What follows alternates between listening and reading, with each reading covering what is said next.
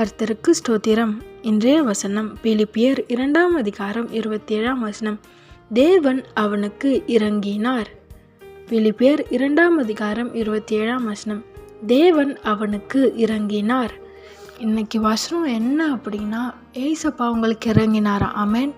நீங்கள் ரொம்ப நாளாக ஜெபிக்கிறீங்களே, எவ்வளோ நாள் நான் ஜெபிக்கிறது, எவ்வளோ நாளாக இந்த போராட்டத்தில் நான் இருக்கிறது, எவ்வளோ நாளாக இந்த பலவீனத்தோடு நான் போராடுறது, இந்த பிரச்சனையோடு நான் போராடுறது, எனக்கு எப்போ தான் ஒரு விடுதலை கிடைக்கும் அப்படின்லாம் ஒரு எண்ணத்தோடு இருக்கிறீங்களே, ஏசப்பா இன்றைக்கி உங்களுக்கு பதில் தர நான் உனக்கு இறங்கி இருக்கிறேன். ஆமென்.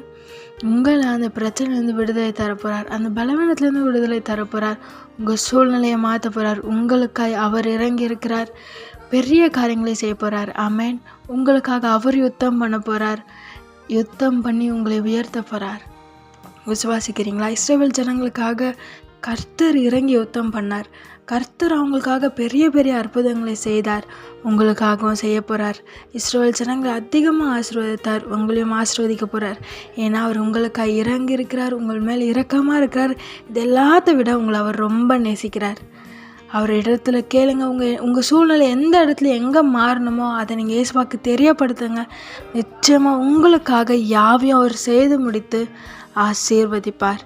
ஆமென்.